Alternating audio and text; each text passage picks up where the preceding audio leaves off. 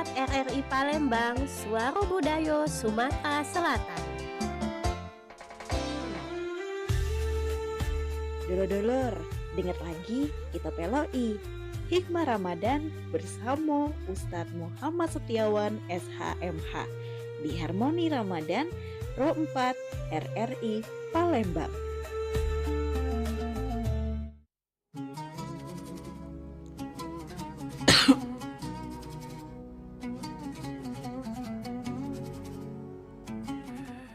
Ya dulur-dulur, Mang Cek Bicek sepelembang anget, kita masuk di Hikmah Ramadan seperti biasa dengan Ustadz Muhammad Setiawan SHMH yang mana sore ini akan bertema ke iman kepada qada dan qadar. Selamat sore, Assalamualaikum Ustadz. Waalaikumsalam warahmatullahi wabarakatuh. Sehat Ustadz ya? Alhamdulillah. Alhamdulillah. Baik Ustadz. Kita untuk sore hari ini kita ngomongi tentang iman kepada qada dan qadar. Kalau ngomongi qada dan qadar ini sebenarnya apa Ustadz? Ya, jadi kita hari ini membahas pointer terakhir dari 6 item yang ada dalam rukun iman. Oke, baik.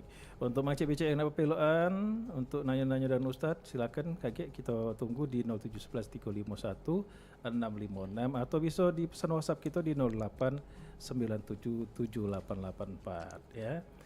Baiklah, Ustadz, kalau kita ngomongi qada dan qadar, kadang-kadang ya yang namanya apa ya, kita pun sebagai umat muslim agak gimana ya dengan nasib gitu ya. Ini kan masuk nasib juga ya. Iya benar, Cak, ada hubungan dengan nasib. Nah, ada wong tuh kadang-kadang ngerasa ngapola aku cak ini, ngapola aku cak itu. Nah, kalau dengan wong-wong yang cak ini cak mana? Ustadz. Iya. Bismillahirrahmanirrahim. Makasih Cak Abbas atas waktunya. Wahyukum bi tahiyatal Islam, tahiyata ahlal jinan, fatahiyatuhum fiha salam. Salamun qallab min rabbir rahim. Assalamualaikum warahmatullahi wabarakatuh. Waalaikumsalam warahmatullahi wabarakatuh. Alhamdulillahi rabbil alamin wa bihi nasta'inu ala umurid dunya waddin. Assalatu wassalam ala asyrafil anbiya wal mursalin Sayyidina Maulana Muhammadin wa ala alihi wa sahbihi wa barik wa salim ajma'in. Ashhadu an la ilaha illallah wahdahu la syarikalah wa ashhadu anna sayyidana wa nabiyana Muhammadan abduhu wa rasuluh la nabiyya wa la rasula ba'dah. Faqala ta'ala fil kitabihil aziz, a'udzu billahi minasyaitonir rajim. Bismillahirrahmanirrahim. Inna kulla syai'in khalaqnahu biqadar. Faqala ta'ala aidan wa la tansa nasibaka minad dunya.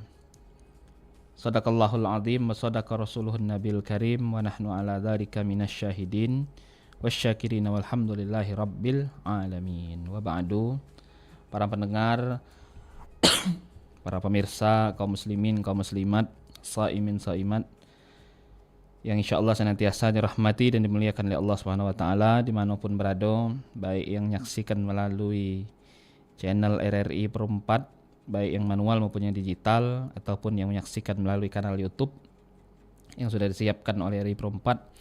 Alhamdulillah, bersyukur kita kepada Allah di petang hari ini, dalam setiap petangnya, di hari ini, hari Rabu tanggal 11 bulan Maret tahun 2026 miladiah, bertepatan juga dengan tanggal 21 di bulan Ramadan tahun 1447 Hijriah.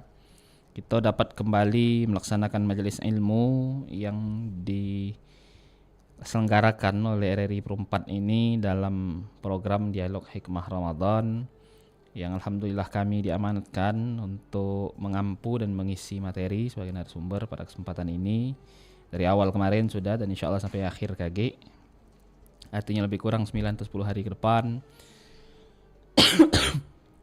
Yang hari ini kita ngangkat tema terkait beriman kepada qada dan qadarnya Allah Subhanahu wa taala. Maka kita wajib untuk bersyukur kepada Allah dengan mengucap alhamdulillah wa syukrulillah ala ni'amillah. Setelah kita bersyukur kepada Allah Subhanahu wa taala, maka selanjutnya kita mengucapkan salawat dan salam agar tetap tercurah dan tetap terkirimkan kepada junjungan kita, uswah kita, teladan kita, baginda Nabi Muhammad sallallahu alaihi wasallam, Salawat dan salam tersebut juga kita kirimkan pada para keluarga, para sahabat, para kerabat, para zuriat dan seluruh umat beliau yang istiqomah ada di jalan beliau dengan mengucapkan Allahumma salli ala Sayyidina Muhammad wa ala ali Sayyidina Muhammad. Para pendengar, para jamaah yang insyaallah senantiasa dimuliakan dan dirahmati oleh Allah Subhanahu wa taala dimanapun berada.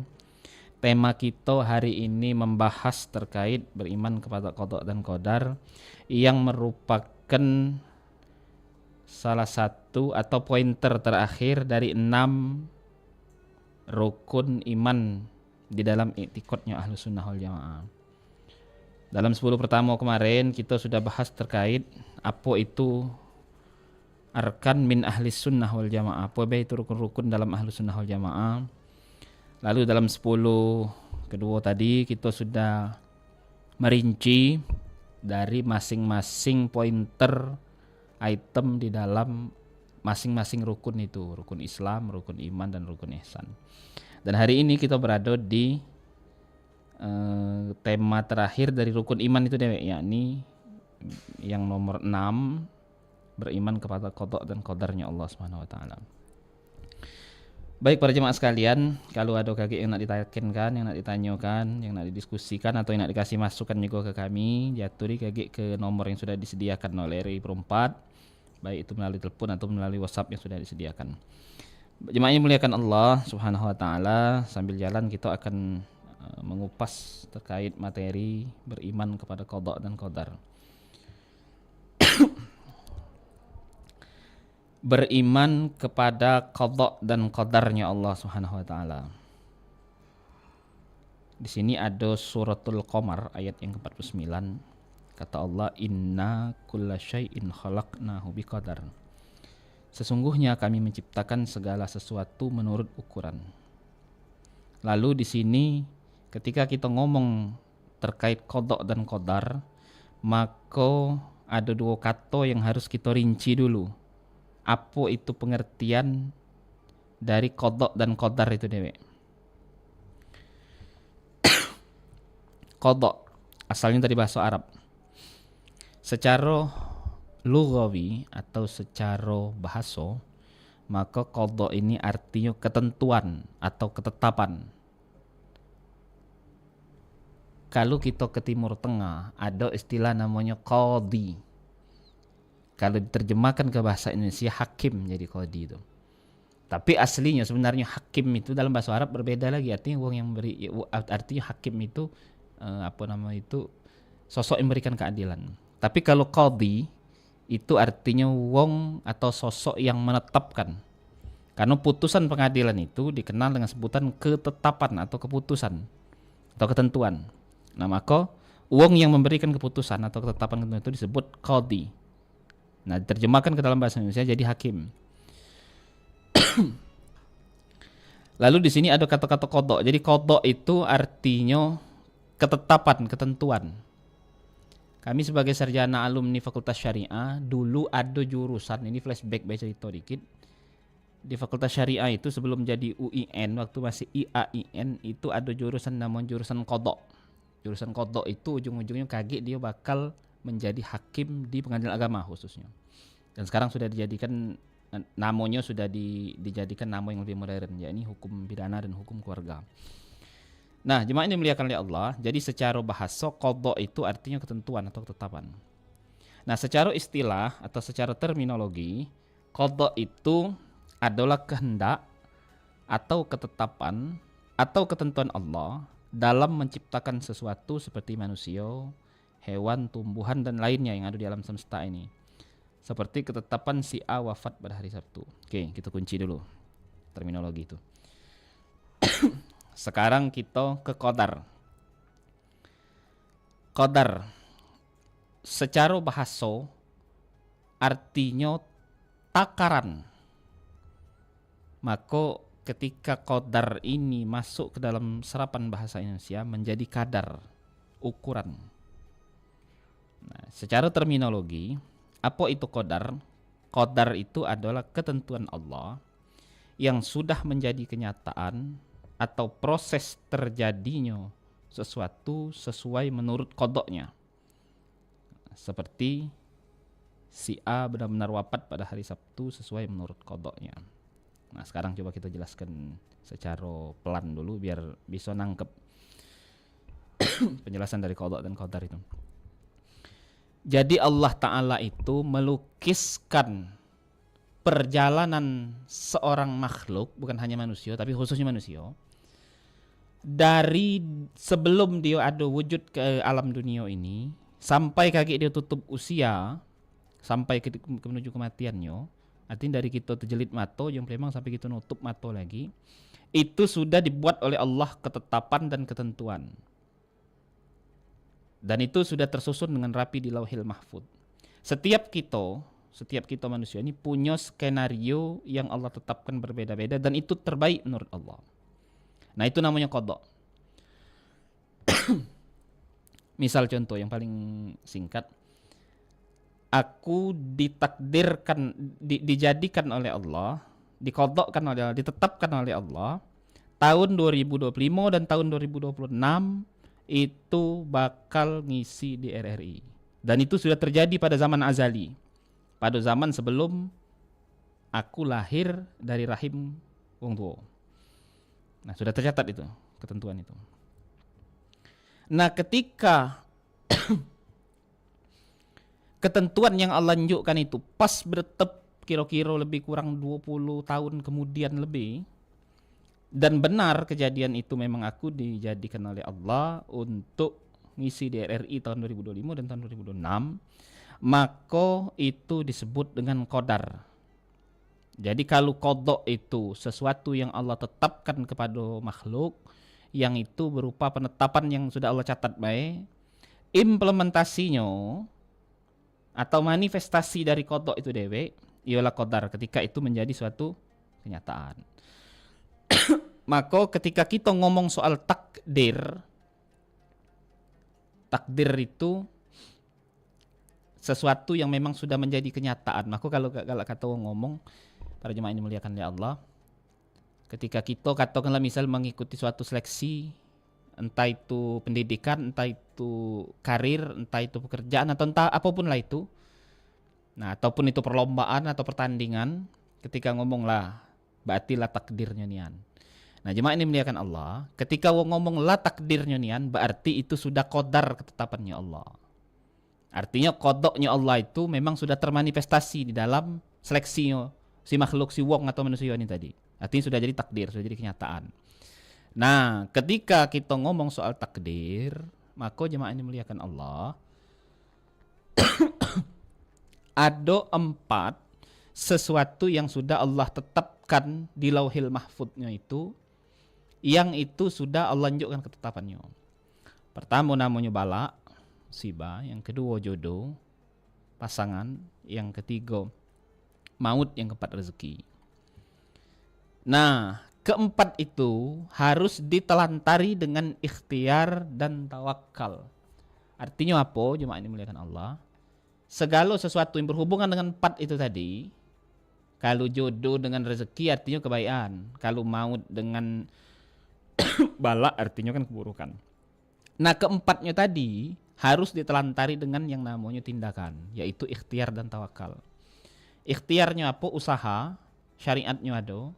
Tawakalnya apa? Doa, berpasrah, menyerahkan seluruhnya kepada Allah.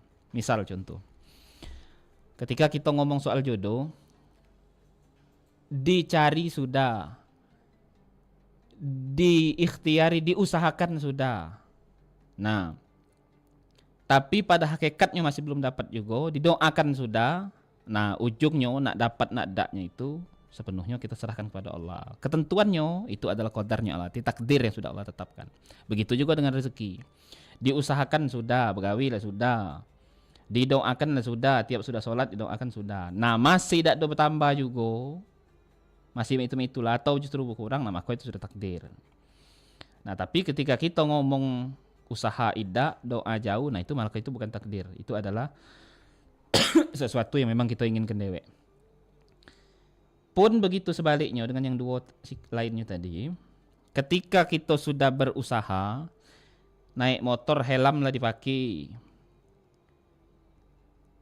apa namanya itu segala komponen yang ada dalam motor itulah bagus, rem bagus, minyak ada, lila diganti. Nah, tetap masuk lubang kecil di pinggir simpang jalan masih nak nyampak, nah artinya itu memang sudah takdirnya Allah. Berdoalah sudah, bismillahirrahmanirrahim, Allah la haula wala quwata illa billah, itu keluar rumah. Subhanalladzi sakhkhara lana hadza wa ma kunna lahu muqrinin. Nah, tapi begitu sudah itu masih terjadi, maka itu sudah takdir. Jemaah yang dimuliakan dan dirahmati oleh Allah, ada telepon kayaknya, Cik. Baru masuk ya. Nah, Ayo kita angkat dulu Ustaz. yuk. Assalamualaikum. Waalaikumsalam. Iya, sama siapa nih? Dengan Cik Adi. Cik Adi Iya, di Sukarami. di Sukarami. Ayo Cik Adi langsung sama Ustaz kita. Iya, ya. Assalamualaikum Pak Ustad. Waalaikumsalam warahmatullahi wabarakatuh. Ini Pak Ustad, aku tanya ke ini masalah takdir kan. Iya. Kita selama ini kan sehat ya. Pas ketemu kita sakit Pak Ustad ya. Ya kita berusaha lah, kita berobat lah banyak ini kan. Tahu-tahu sakit itu tidak menjadi permanen Pak Ustad ya itu. Nah itu kapan termasuk takdir apa tidak Pak Ustad? Iya. Dan aku pula Pak Ustad, kalau kita terus berdoa, kata Ustad tadi kan sudah ini berobat berdoa ini kan. Ya, apakah ada bisa untuk balik atau sembuh Pak Ustad? Atas izin Allah Pak Ustad. Apa bisa apa tidak Pak Ustad itu kan? Nah, ya itu Pak Ustad yang Itu pertama. Yang keduanya ada dikit Pak Ustad ini tanya yang keduanya. Ini masalah ada perbedaan ini katanya untuk sholat sunat ini apa dia tahiyatul masjid sama tahiyatul langgar apa ada nih tahiyatul langgar. Oh iya. Ya itu baik. Terima kasih Pak Ustaz. Yo, Adi. Mengabat. Terima kasih waktunya. Assalamualaikum warahmatullahi wabarakatuh. Waalaikumsalam warahmatullahi wabarakatuh. Pertama, terima kasih Cik Adi atas pertanyaannya. Wa idza maridtu fa huwa yashfin. Itu tertulis di dalam beberapa rumah sakit Islam yang pernah aku masui. Allah yang menurunkan penyakit dan Allah pula yang memberikan penawar penyembuh kepadanya. Maka ketika Cik Adi tadi ngomong ketika kita ada penyakit yang Allah unjuk kepada kita, ikhtiar berobat sudah, segala jalan yang pacak diikhtiari yang tentu tidak melanggar syariat. Nah itu alternatif, nah itu medis, nah itu non medis, nah itu apapun itu selagi dia tidak melanggar syariat maka boleh diikhtiari. Nah contoh misal berobat tadi kita disuruh makan ini atau disuruh sedekah itu kan sesuatu yang tidak melanggar syariat. Tapi kalau jika tabibnya tadi atau dokter atau siapapun itu atau ustaz siapapun itu nyuruh kau sembelih kambing katanya kau tental ke kambing sungai musi, nah itu udah kata urusan itu. Tapi kalau katanya kambing itu dipotong dibagi ke kiri kanan, nah bisa jadi itu. Artinya ada perantara atau wasilah dari situ. Tapi kalau buang ke kambing saja yang sungai musi, nah ketika aku itu sayang itu. Manjuk dengan Ustaz Siawan me kambing siko. Nah, ketika Allah menurunkan penyakit, maka Allah pula yang akan menurunkan obatnya. Itu Nah, jadi artinya separah apapun itu penyakit, tentu ada penawar ataupun obat dari penyakit itu dewek. Nah, tinggal apakah kita sudah menemukan atau belum, atau apakah Allah sudah mentakdirkan untuk sembuh atau belum. Nah, itu Nah, ketika kita ngomong soal takdir, apakah itu takdir? Ketika menurut kita, sepengetahuan kita, sudah dijalani ikhtiar dan sudah jalan dengan tawakal, artinya itu sudah Allah takdirkan untuk kita. Nah, ngapu pacak itu Pak Ustadz? Ya mungkin di satu sisi Allah nak nunjuk pelajaran untuk kita. Artinya Allah menyuruh kita untuk lebih dekat kepadanya dengan adanya penyakit itu tadi. Dan juga penyakit itu menjadi penggugur dosa bagi kita. Artinya mungkin kita tidak ada repot untuk menggugurkan dosa yang ada pada kita dengan ada penyakit itu tadi. Itu kita ambil pelajaran positifnya. Nah, jemaah ini dimuliakan Allah. Pertanyaan Cik Adi tadi. Nah, ketika kita ada usaha terus untuk nak sembuh ini tadi, dan ada doa terus untuk nak sembuh ini tadi, maka ini harus dijalani terus. Karena kita tidak pernah tahu kapan Allah menunjuk ketetapan itu kita untuk sembuh atau Allah memberikan kesembuhan dan mengangkat penyakit itu tadi. Nah, jadi kalau jawabannya Allah menurunkan segala penyakit, segala kendala, itu pasti ada obat. Itu kita kunci. Lalu ketika kita sudah ikhtiar dan sudah tawakal tapi belum, artinya di situ takdir, dan di takdir itu pasti ada pelajaran. Tapi yang paling bisa kita jingok pelajarannya mungkin Allah nak nguji kita atau Allah nak ngugurkan dosa kita. Banyak pelajaran lain bisa kita ambil dari penyakit itu tadi. Tapi jangan sampai putus asa dan jangan sampai berhenti di situ. Kita harus senantiasa usaha dan tawakal. Karena kita tidak pernah tahu ketetapan Allah itu kapan Allah nak ngangkat penyakit itu tadi. Nah, jadi itu saran kami terhadap pertanyaan pertama. Pertanyaan kedua soal solat sunat tahiyatul masjid, kata Cik Adi tadi, kalau dilanggar apa ada solat sunat tahiyatul langgar? Nah jawabannya Cik ini. Kalau di tema tahun lalu rasanya ada itu kusinggung sih kok tema khusus terkait memakmurkan masjid. Tapi tema tahun ini caknya karena ada revisi dan ada beberapa materi yang belum sampai pada tahun lalu. Jadi tema itu mungkin tidak ada disampaikan. Tapi baca dibuka di rekod yang tahun lalu di YouTube RRI Perempat ini. Ada kami bahas tema khusus tentang memakmurkan masjid. Jadi di Jazirah Arab pada zaman Nabi Muhammad SAW itu ada yang namanya masjid, ada yang namanya masjid jami'. Nah, masjid itu segala tempat yang didirikan sholat rawatib 5 waktu tanpa adanya sholat Jumat. Kalau masjid jami' itu masjid yang didirikan sholat fardu rawatib 5 waktu dan juga didirikan sholat Jumat. Itu di Jazirah Arab. Jadi kalau Jazirah Arab tak kata Islam langgar, kata Islam sholat, kata Islam surau, kata Islam apapun, masjid atau masjid jami'. Jadi kalau kita pergi haji atau umroh atau ziarah ke sana, nak sembahyang Jumat carilah masjid yang jami'. Artinya masjid yang di situ didirikan sholat Jumat. Itu di Jazirah Arab. Nah, datanglah Islam ke Jazirah Melayu ini, di Nusantara ini, maka masuklah yang namanya kearifan lokal berpadu dengan syariat. Al-adatul muhakamat dalam kaidah usul fikih, adat itu jadi hukum, jadi ketentuan, uruf itu jadi ketentuan, jadi suatu hukum.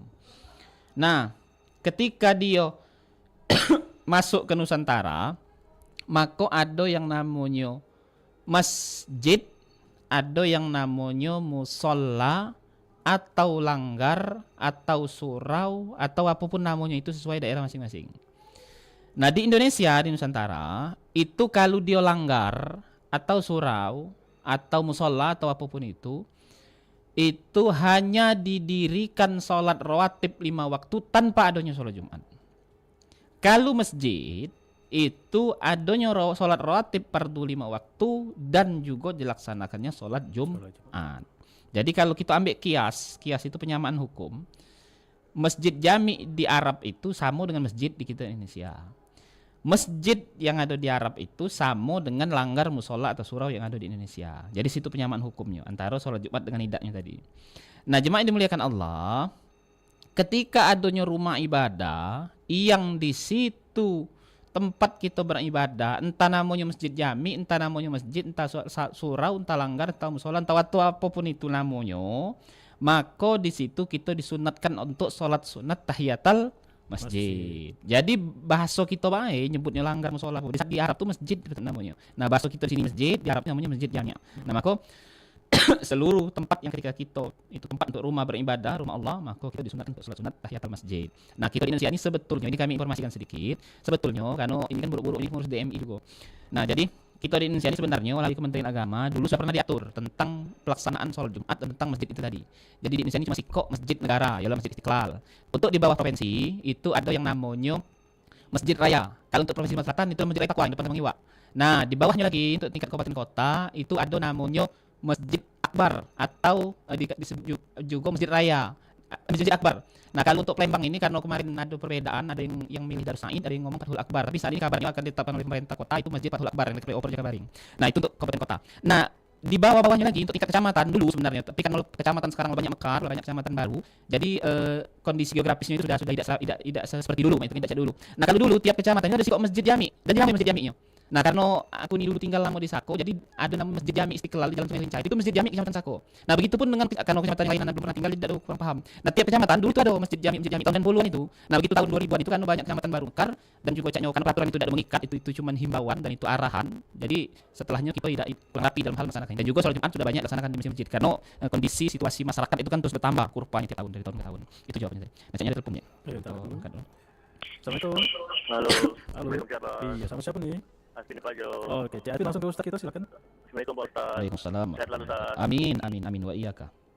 Ini Ustaz, sebenarnya pertanyaan istri Asbin dengan Asbin. Sudah Asbin jawab, cuman kurang memuaskan bagi dia.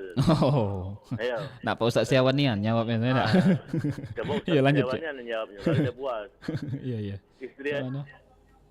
istri ayah itu Aspin ini seorang tunanetra dari umur 1 tahun. Ya, oke. Nah, pertanyaannya yang pertanyaan dia sama aku, apa tujuan dan mengapa Allah tuh menurun ke dia ke bumi sedangkan dia tidak bisa melihat keindahan yang ada di bumi ini. Dia tidak bisa apa gunung itu bentuknya mana, laut itu bentuknya mana, pokoknya bahkan untuk orang tuanya mungko cak mana. Nah, itu pertanyaannya. Kalau Aspin sudah jawabnya. Tujuan Allah tuh menciptakan bunda untuk ayah, itu. Cuman kurang puas yo. Nah, tolong Pak Ustadz dijawab sesuai dengan apa mana supaya dia puas dengan jawabannya tadi. Iya. Terima kasih Ustaz ya.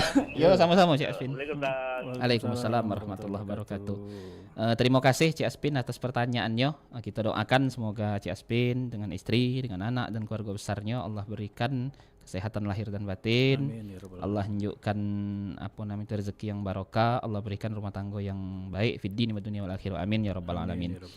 Pertama, jawaban Cik Aspin itu sebenarnya sudah sangat lebih dari jawaban seorang Ustaz Setiawan. Dan jawabannya itu pecah lagu Cik Abbas. Pecah lagu, ada lirik itu kau yang terbaik untukku. Ya, Pak Ustadz ini ada suara jahat sudah. Nah, itu sebenarnya sudah menurut Ana sudah sangat jawaban dari seorang suami kepada istrinya yang disabilitas atau difabel, itu jawaban yang sudah sangat dahsyat sebenarnya. Itu menurut Ana ya. Ketika Ana mendengar cerita dari beliau tadi.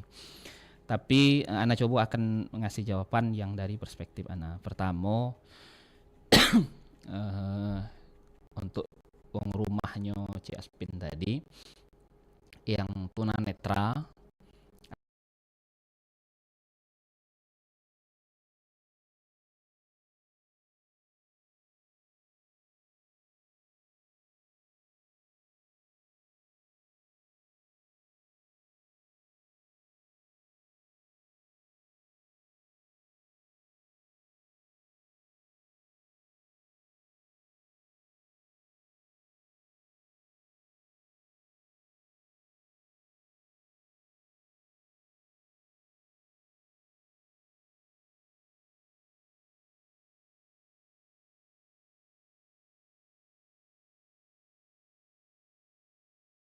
artinya secara fisik, secara lahir, secara zahir dia tidak bisa melihat.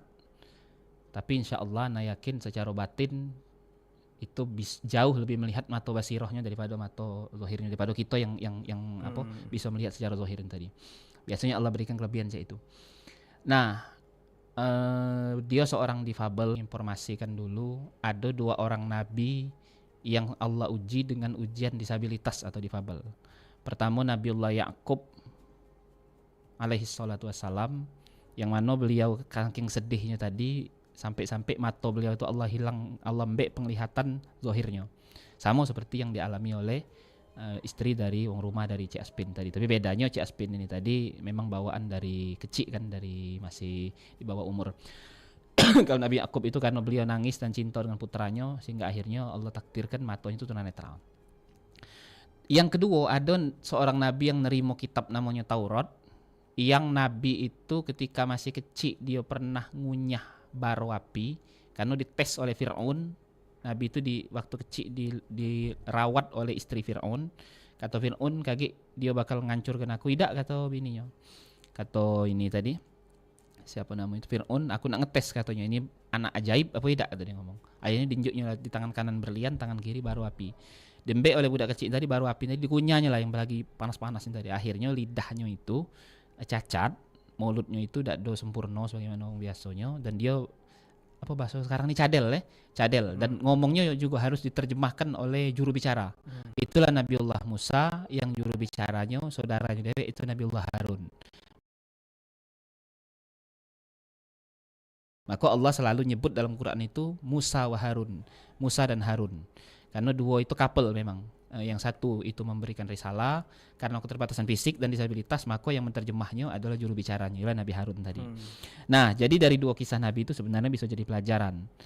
Nah, untuk kelas beliau loh, untuk semakom beliau loh, yang tentu kita yang hidup hari ini itu tidak nak dia soleh sealim manapun, tidak katik kita disebut oleh Al-Quran dan diceritakan oleh Al-Quran. Nah itu ulama besar wali apapun tidak kati Allah nyebut namanya secara langsung dalam Al-Quran. Tapi nama wong-wong yang kita ceritakan tadi itu Allah sebut dan Allah ceritakan dalam Al-Quran. Artinya wong ini memang benar-benar istimewa, makom derajatnya di sisi Allah, seorang anbiya wal mursalin tadi. Nah lagi Allah takdirkan semacam itu. Nah artinya kita yang hanya hamba biasa, yang dhaif, yang lemah, yang tentu banyak kekurangan, banyak kekhilapan, banyak keteteran di sana sini. Kenapa kok Allah ciptakan kita dalam keadaan yang ada kekurangan, ada difabel, ada disabilitas ini tadi? Maka jawabannya disitulah ketika Allah memberikan kekurangan kepada kita, disitulah Allah berikan sebaliknya itu kelebihan kepada kita. Ngapa Allah berikan, Allah ini ngembek kekurangan nih kepada kita? Iya kata benar kata Cik Aspen tadi, tidak bisa melihat gunung, tidak bisa melihat apapun itu, tidak bisa menyaksikan dunia yang saat ini ada, itu tidak bisa memang disaksikan secara fisik. Nah tapi di situ Allah berikan kelebihan yang sangat mahal luar biasa. Apa kelebihan yang sangat mahal luar biasanya?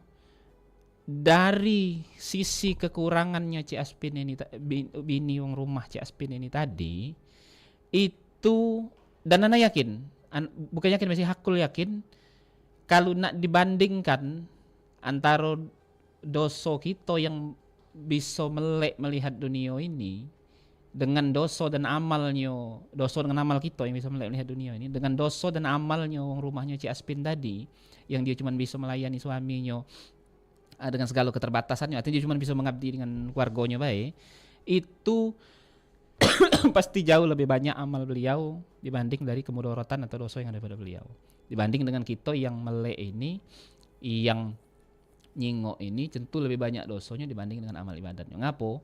Saat ini kita ada di zaman media.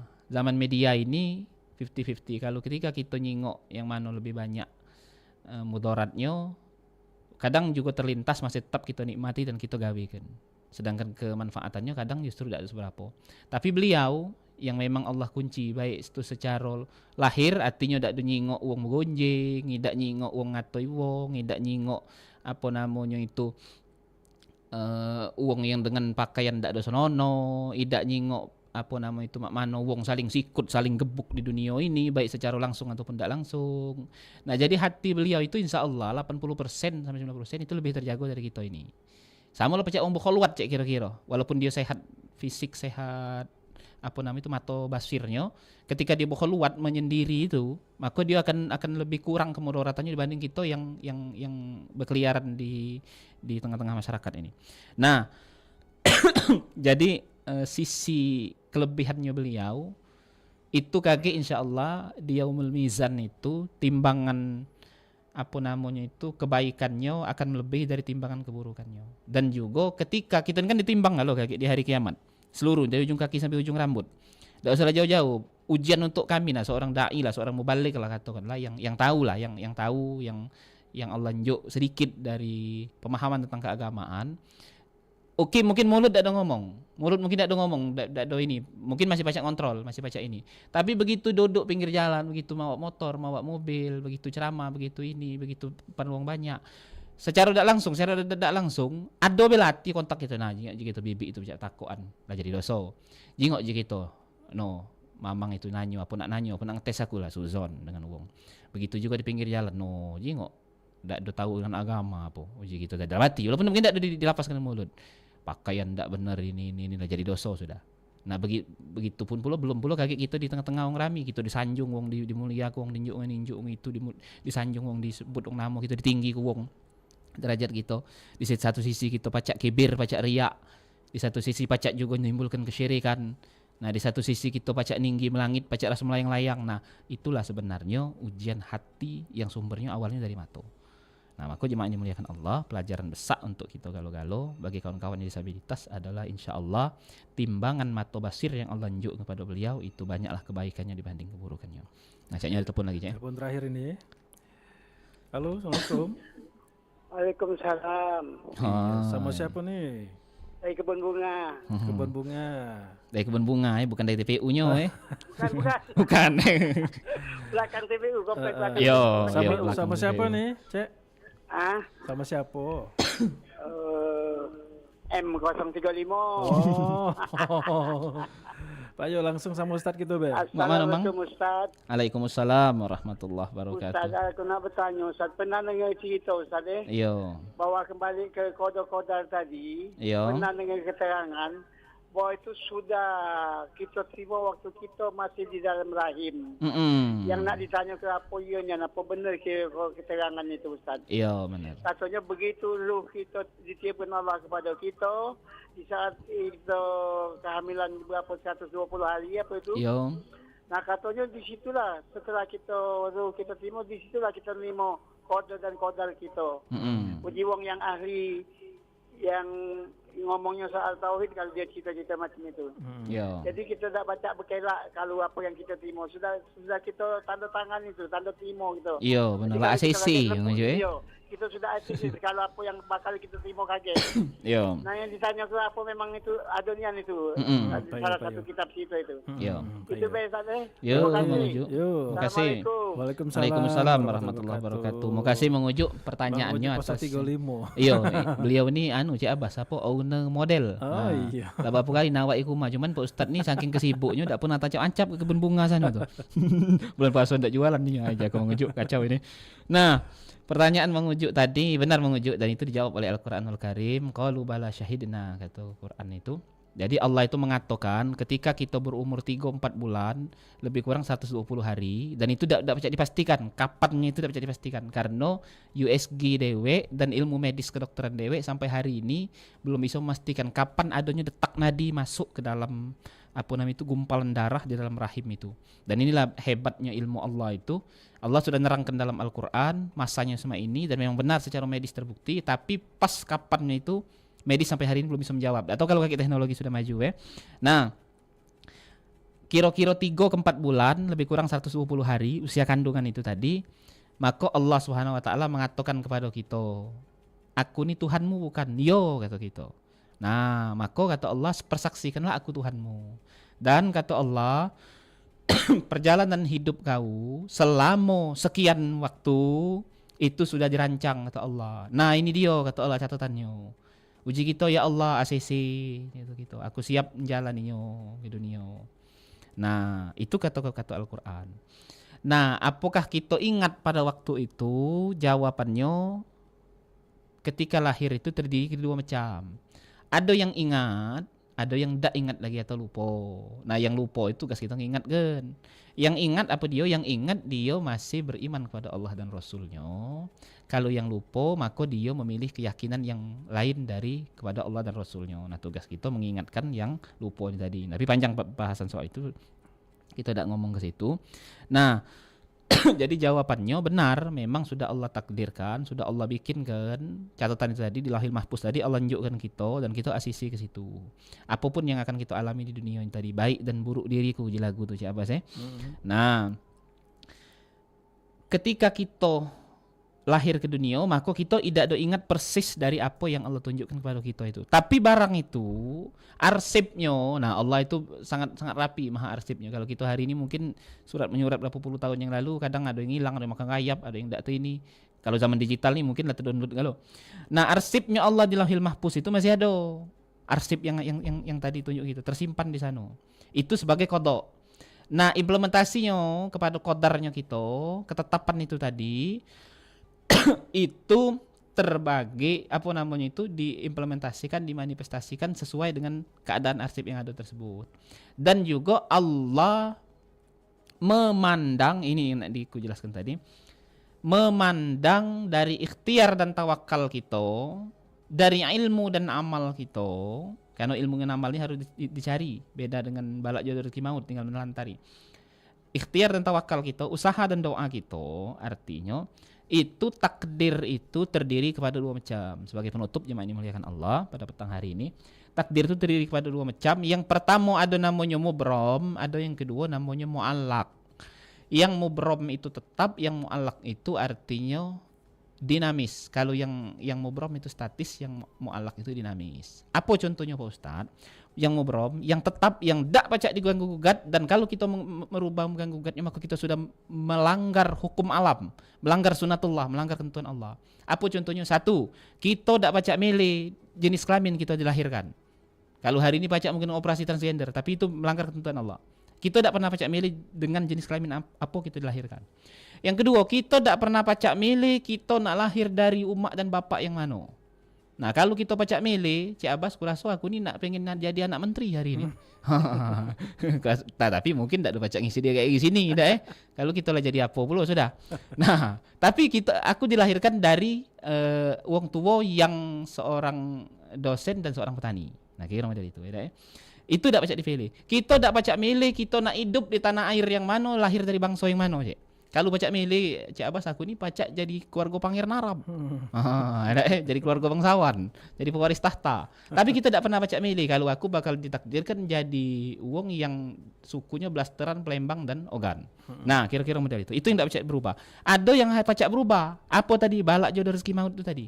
Dia kita kan tak pernah tahu yang dicatat Allah di situ, tapi dia kita dulu kan cuman tahu ada arsipnya, tapi kita belum pernah mengakses arsip tersebut. Kira menjadi itu. Nah, karena kita tidak tahu tadi, maka ada ketentuan takdir yang mu'allak, artinya di situ yang bisa situasional berubah dan tidak berubah oleh Allah, yang itu tentu dilatar belakangi oleh ikhtiar usaha kita dan dilatar belakangi oleh tawakal dan doa kita. Apa contohnya? Nyari bini tadi, rezeki tadi. Kalau kira-kira jam 7:30 masih buat peta di pucuk bantal dengan kasur, yo dari mana kira-kira gaji nak turun, nak cair dari mana lokak nak dapat. Nah, kira-kira model itu. Nah, begitupun dengan pendidikan, ilmu, amal kita dan sebagainya. Itu harus diusahakan dengan ikhtiar dan doa serta tawakal. Nah, sedangkan yang mu'allak, sedangkan yang mubrom tidak bisa dirubah lagi. Nah, itu terkait takdir. Jemaah ini muliakan dan dirahmati oleh Allah Subhanahu wa taala. Karena waktu kita sudah berada di penghujung waktu, maka kami akhiri materi singkat ini. Semoga bisa menjadi ibrah dan pelajaran untuk kita kalau serta bisa kita amalkan dalam kehidupan kita sehari-hari. Kalau ada kata yang salah baik pada kata maupun pada perbuatan, kami mohon maaf, dibukakan pintu maaf yang seluas-luasnya dan sebesar-besarnya. Kepada Allah kami mohon ampun dengan mengucap nastaghfirullahaladzim. Kebenaran hanya milik Allah, sedangkan khilaf dan salah hanya milik diri pribadi kami sebagai insan biasa. Kami ucapkan terima kasih para pendengar, para penyimak para penanya yang sudah bergabung pada petang hari ini. Semoga bisa menjadi ibrah dan pelajaran untuk kita. Yang baiknya ambil, kalau kira-kira kurang baik, ya tinggal ke beda lagi diambil. Ubi kayu biji selasih. Thank you, terima kasih. Akhirul kalam, syukran jazakumullah, sanul jaza wal afu minkum, wallahul muwaffiq ila aqwamit thoriq. Assalamualaikum warahmatullahi wabarakatuh. Waalaikumsalam warahmatullahi wabarakatuh. Terima kasih untuk Ustadz Muhammad Setiawan untuk kebersamaan di Hikmah Ramadan.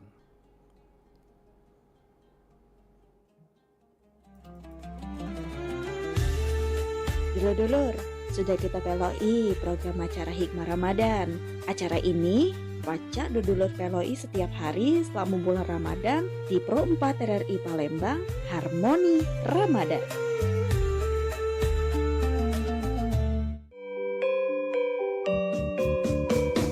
Nuansa budaya dan tradisi,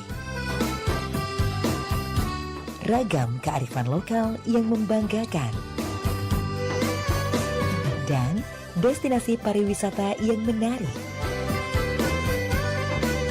dapat didengar di Pro 4 RRI Palembang.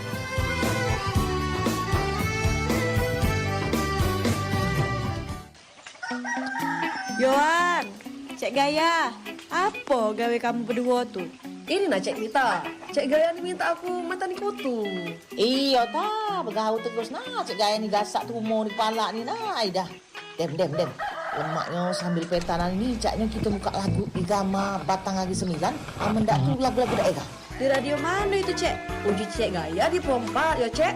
Yo, di Pro 4 RRI Palembang, lewat 88,4 MHz. Suara Budaya, Sumatera Selatan.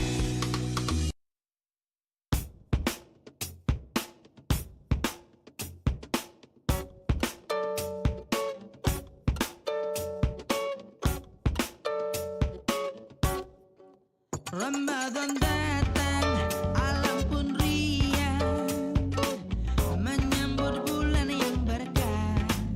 Umat berdendang, kumandang azan, pertanda hati yang senang. Oh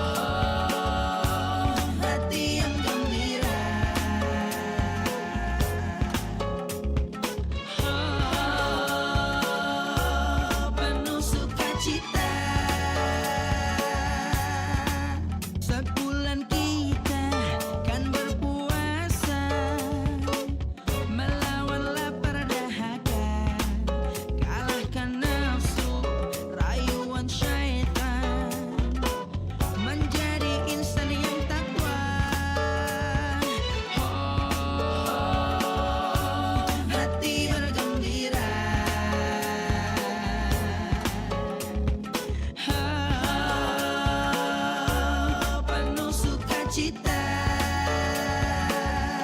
Tarawih dan tadarus, bersujud di tengah malam, berzikir dan berdoa, menyebut asmamu Allah, dan tak lupa berzakat, sempurnakan kewajiban, mensucikan jiwa sebagai insan yang fitri.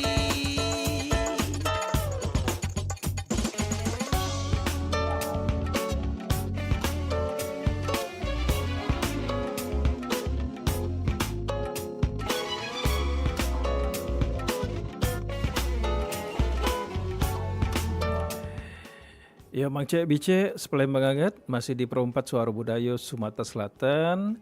Kagetnya kita akan bergabung dengan Pro 1 RRI Palembang untuk mengikuti jelang berbuka bersama rekan-rekan yang akan bertugas di Masjid Agung Palembang. Ramadan datang, alam pun riang, menyambut bulan yang berkah. Umat berdendang, kumandang azan, bertanda hati yang senang, hati yang gembira.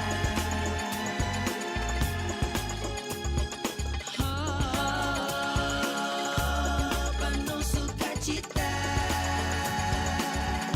Tarawih dan tadarus,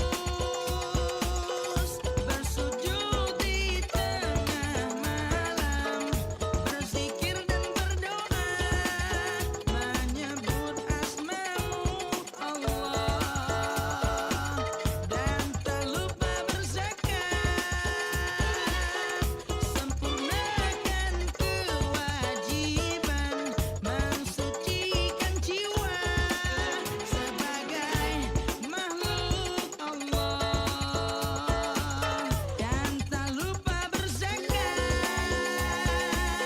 sempurnakan kewajiban, mensucikan jiwa sebagai insan yang fitri. Tarawih dan tadarus, bersujud di tengah malam, berzikir dan berdoa, menyebut asmamu Allah,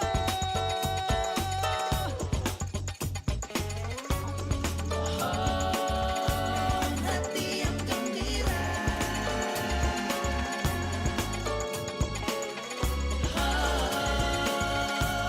penuh sukacita.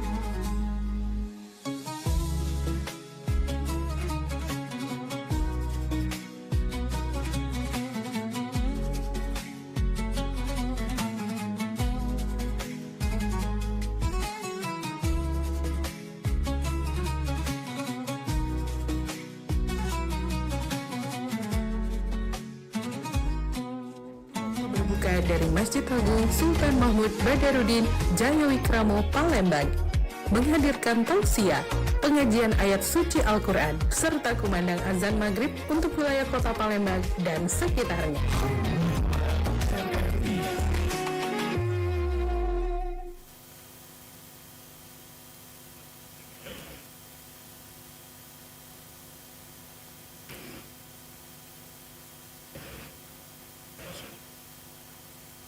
Bisa jadi, paling lama 13, paling lama 3, kalau bisa 10. Baik, terima kasih rekan kami Bapak Edin yang berada di studio Pro 1 RRI Palembang, kaum muslimin dan muslimat para soimin dan soimat, pendengar RRI, pemirsa YMA TV dan TVRI Sumatera Selatan, serta jemaah Masjid Agung yang dimuliakan Allah Subhanahu wa taala. Assalamualaikum warahmatullahi wabarakatuh. Alhamdulillah, berjumpa kembali kita dalam siaran menanti waktu berbuka puasa langsung dari Masjid Agung Sultan Mahmud Badarudin Jaya Wikramo Palembang. Sore ini Rabu 11 Maret tahun 2026 atau bertepatan dengan 11 Ramadan 1447 Hijriah. Adapun rangkaian acara sore hari ini yang sudah kami persiapkan untuk mempersiapkan berbuka puasa Anda, kita akan dengarkan tausiah, dilanjutkan dengan pengajian kitab suci Al-Quran, dan bila tiba saatnya nanti kita akan dengarkan bersama azan maghrib untuk wilayah kota Palembang dan sekitarnya. Akan kita dengarkan tausiah di kesempatan sore hari ini yang akan langsung disampaikan oleh Al-Ustadz Profesor Dr. Ki Haji Khalidi Zainuddin MA dengan topik pengampunan di bulan Ramadan. Selamat mendengarkan dan selamat menyaksikan. Assalamualaikum warahmatullahi wabarakatuh. Alhamdulillah rabbil alamin. Wassalatu wassalamu ala asyrafil mursalin Sayyidina Maulana Muhammad wa ala alihi wa sahbihi ajma'in. Jamaah as-shaimun yang saya muliakan, pendengar Radio Republik Indonesia Palembang yang saya hormati, kita bersama-sama memuji Allah dengan segala puji yang kita miliki, mensyukuri karunia yang Ia anugerahkan kepada kita, dengan harapan kiranya karunia itu langgeng dan penuh barokah, sehingga karunia itu mengantar kita menjadi orang yang takwa kepadanya. Salawat dan salam kepada junjungan kita Nabi Agung Nabi Muhammad sallallahu alaihi wasallam. Mudah-mudahan kita senantiasa mendapatkan kesempatan, kekuatan, kemauan untuk menjalankan sunnah-sunnah beliau di sepanjang kehidupan kita. Dan pasalnya nanti kita pun bermohon kepada Allah kiranya diperkenankan menerima dan mendapatkan syafaat Rasulullah sallallahu alaihi wasallam itu. Tidak pernah kita lupa mendoakan keluarga dan sahabat-sahabat beliau, para pengikutnya, umatnya semua sampai akhir zaman. Mudah-mudahan selalu mendapat ridho dan ampunan Allah Subhanahu wa taala. Hadirin yang saya muliakan, pendengar yang dimuliakan Allah. Allah menciptakan kita sebagai manusia dengan anatomi tubuh yang indah. Laqad khalaqnal insana fi ahsani taqwim. Begitulah firman Allah menjelaskan. Tidak hanya itu, kita dimuliakan di setiap saat dan tempat. Allah membimbing kita mudah-mudahan. Dalam firman-Nya disebutkan, walaqad karramna bani Adam wa hamalnahum fil barri wal bahri wa razaqnahum minat thayyibat wa faddalnahum ala katsirin mimman khalaqna tafdila. Sesungguhnya kami ciptakan manusia itu dalam kemuliaan. Kami fasilitasi mereka di darat, di laut, dan dimanapun mereka berada dengan rezeki yang baik dan halal. Kami beri keunggulan bagi mereka atas makhluk